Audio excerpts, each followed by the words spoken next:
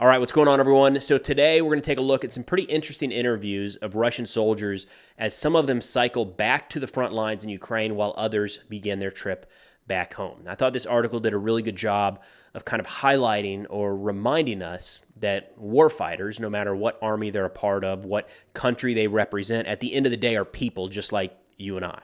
You know, fathers, sons, brothers, neighbors that feel about these things probably how you or I would in a similar situation. Now, this one is coming from the Russian perspective. If I see a similar article from the Ukrainian perspective, of course, I'd be happy to dive into that as well. Now, this article was published in the Moscow Times on June 4th, 2024, titled On a Train in Southern Russia, Fatigued Soldiers See No End in Sight to War. They say the train's dining car is packed with Russian soldiers. Some are heading to the front lines in Ukraine, where their country has been waging a war for over 2 years, while others are returning home for a short leave. Most of them are drinking. And that's a theme throughout this entire article is a lot of alcohol, right? The soldiers are either currently drinking or are already pretty drunk. And I wouldn't read too much into that one way or the other. That's a theme for any military when people are cycling off the battlefield. In the United States, when we had soldiers coming back on mid-tour leave or at the end of deployments from places like Iraq and Afghanistan and others, alcohol was a major feature of that. That's just a part of war, so I wouldn't dig too much into that here as it kind of permeates every single one of these interviews. They interviewed one Russian soldier named Dima, who's in his 40s, who said, quote, "Making war against the Ukrainians is tough. It's like fighting against some of our own." He said that he has quite a few relatives in Ukraine, some of whom are fighting in the Ukrainian armed forces. And he said that he prays every single day that he will not meet them on the battlefield. He adds that on one occasion, his unit captured a Ukrainian soldier, and he said, quote, "Honestly, I felt really bad." He said he didn't want to fight, and I didn't want to fight against him either. And it brings up this aspect of this war compared to others where historically it has tended to be easier for soldiers to fight adversaries that don't look like them, that don't share any sort of common history, any sort of culture, and certainly don't speak the language, right? If you look at World War II as an example, there's a lot of stories about how it's so much easier to vilify and kind of explain the Japanese as lesser, not human even, because they looked different than us. They had a different culture than us, the West, the United States, and our allies. They didn't sound like us, right? Very, very different language, whereas it was a little bit more similar when fighting the Germans in Europe. And there are examples and cases where the intensity of the fighting was less in Europe than it was in the Pacific, and that's one of the reasons that people often point to is it's very, very hard at times when you come face to face with an enemy that looks like you, talks like you, and has the same general history. Now, they spoke with a man named Pavel who said before the full-scale invasion, he was a senior specialist at one of Russia's largest companies. He volunteered after he'd been told that some of his relatives had been killed by Ukrainian soldiers at the start of the war.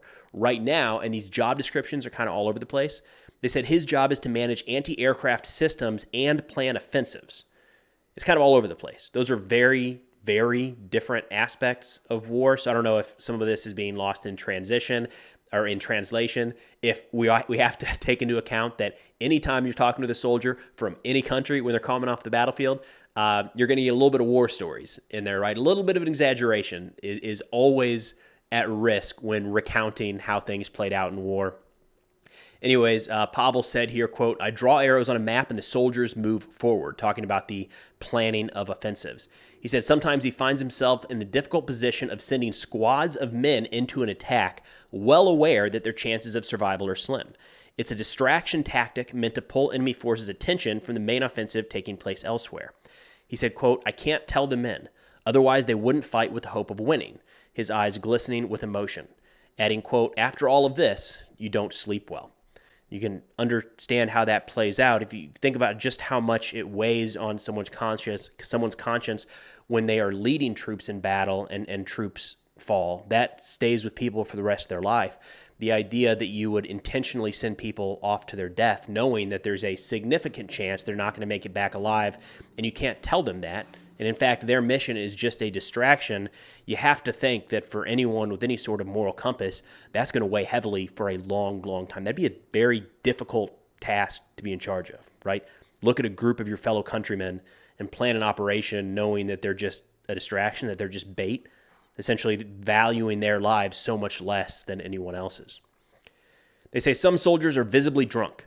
A misunderstanding sparks between Dima and another passenger. It seems they're about to come to blows, but then they calm down. They channel their tension into an improvised push-up competition between the dining car's tables as the irritated waiters look on.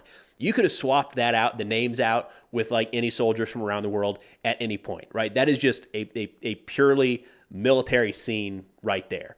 Some guys hyped up, a lot of adrenaline, a lot of emotion coming off of a battlefield or maybe heading into one. And next thing you know, they're drinking and knocking out push-up competitions while the civilians that are there trying to just do their job look on a little bit frustrated.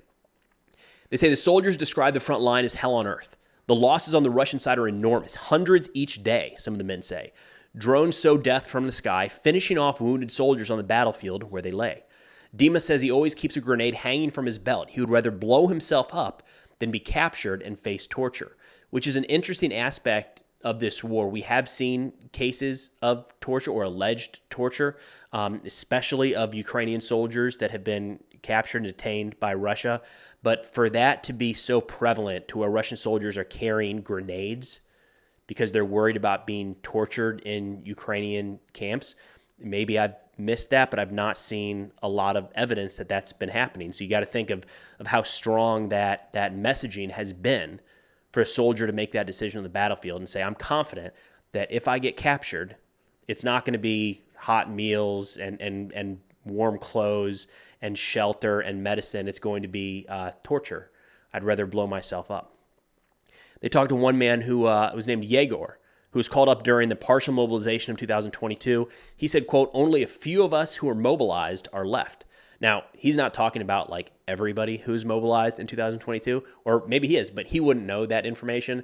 Likely he's talking about a group that maybe he went through some portion of training with. You could put that in the dozens, maybe even a couple hundred soldiers that he's referring to. They say last December, Yegor and his comrades were hiding inside of a house in Volodar when a tank discovered them and opened fire and wounded him in the leg. Despite having shrapnel still lodged in his leg and being diagnosed with PTSD, Yegor was deemed fit for service and is heading back to the front. He said, quote, if I didn't risk 5 years in prison for desertion, I would get off this train now and go home even by foot. This war is pointless. Now, something from the very early days of this war is there were some Russian prisoners being captured that deserted and were picked up by the Ukrainians and then questioned, and then their answers were spread all across the internet, saying everything that would benefit Ukraine and kind of downplay Russia. And at the time, I said we can't take that with 100% certainty, right? These are people in Ukrainian captivity that chose to desert. So you got to take that into consideration. They're probably going to say whatever they think is going to appease the people that are now there, hold them in captivity. That's something I think we also have to keep in mind when looking at this statement here from Yegor, somebody who's already been to war, who's been wounded, came back, got somewhat treated for those wounds, does not sound like the man is fit to fight and is already heading back to the front. He's going to be pissed, probably, right?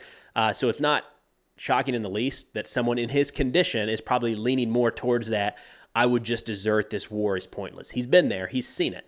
He doesn't really see where it's going. But either way, notable, I think the big takeaway from that isn't that a Russian soldier is upset about the way the war is going and would rather desert than have to go back, but that somebody with shrapnel still lodged in their leg and a PTSD diagnosis, regardless of how intense that is being sent right back to the front, right?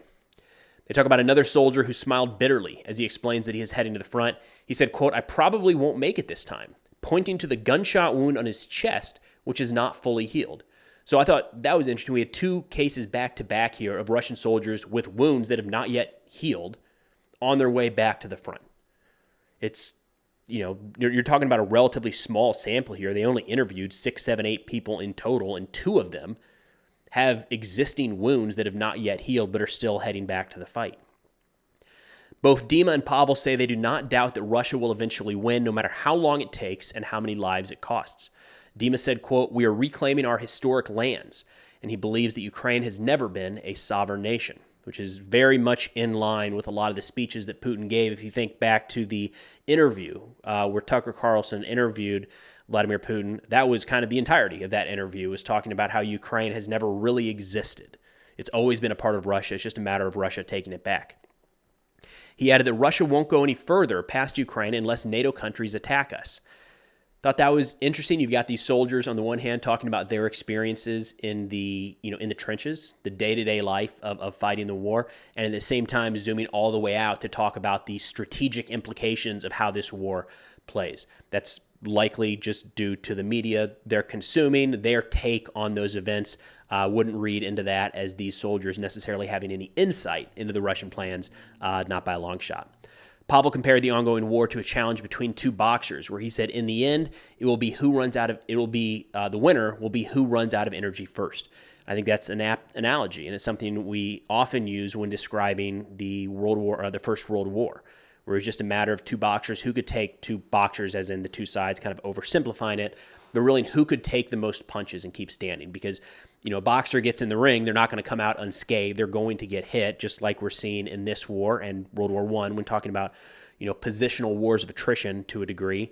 So it's just a matter of who can keep going the longest, or conversely, who runs out of that energy first.